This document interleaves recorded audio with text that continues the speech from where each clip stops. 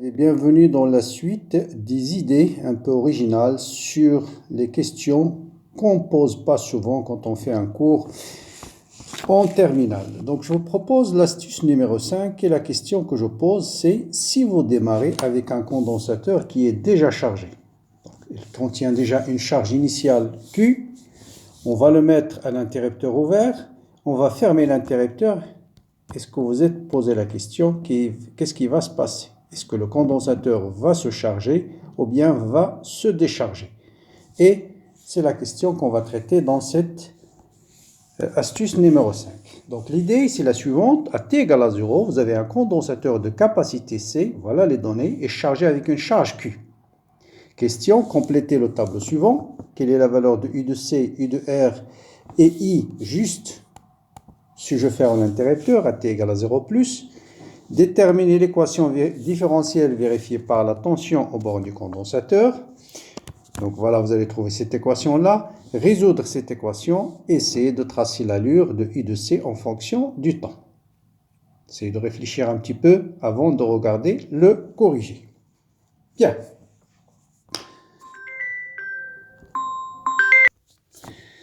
Bien. Donc, quelle est la première chose qu'on va remplir dans ce tableau? Donc, la première chose, c'est la tension au bord du condensateur. Vous savez qu'un condensateur, qu'est-ce qu'il fait? Il assure la continuité de la tension. Donc, quand l'interrupteur est ouvert, quelle était la tension au bord du condensateur? Eh bien, la tension, bien sûr, U, c'est quoi? C'est Q sur C, puisqu'il était déjà chargé avec une charge Q. Sa capacité, c'est C. Donc là, on va dire, on va la noter U0 ou Q sur C. On va la noter U0 qui est égal à Q sur C. Ça, c'est la première chose. Bien. Donc, deuxième chose, c'est la tension au bord de la résistance. Comment on détermine la tension au bord de la résistance? Eh bien, vous appliquez la loi d'additivité de tension. Cette tension E0 est égale à quoi? Est égale à U de R plus la tension au bord du condensateur qui est U0. Donc, U de R, c'est quoi? C'est E0 moins U0.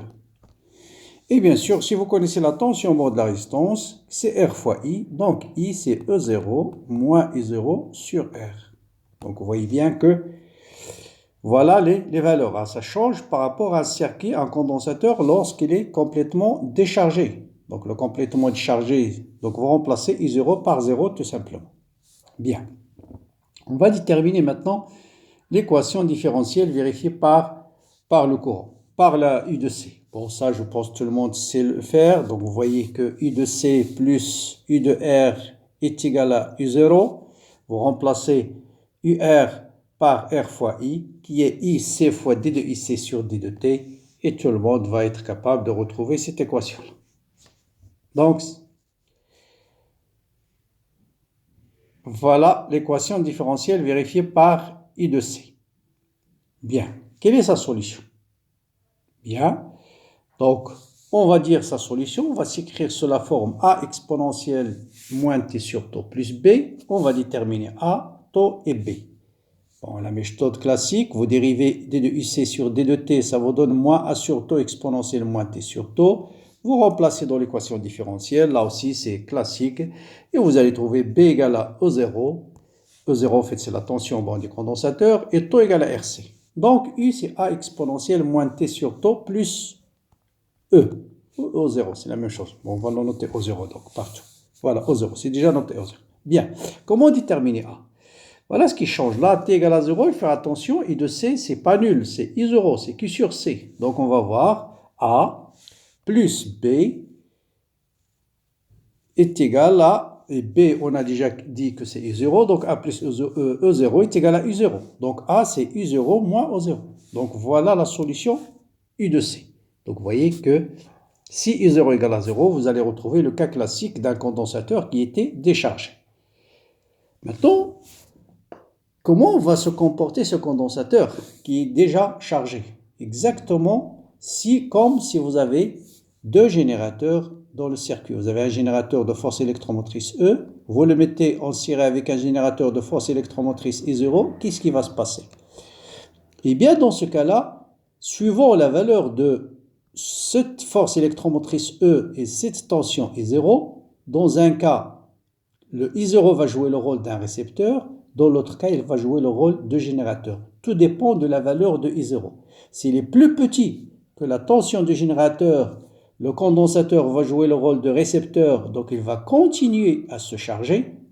Si la tension au bord du condensateur est supérieure à O0, c'est le condensateur qui va jouer le rôle de générateur et donc il va se décharger. Et c'est ce qu'on va essayer de voir. Donc voilà la solution. Et donc on va essayer de tracer la courbe I de C en fonction du temps. Donc si la tension au bord du condensateur est supérieure à O0, comment tracer cette courbe? Donc à t égale à 0, c'est O0. Dans les deux cas, à t égale à 0, c'est O0. Maintenant, vous voyez bien que I0, il est supérieur à O0. Et bien sûr, si t tend vers l'infini, ce terme tend vers 0, I de C va tendre vers O0. Mais va tendre vers O0.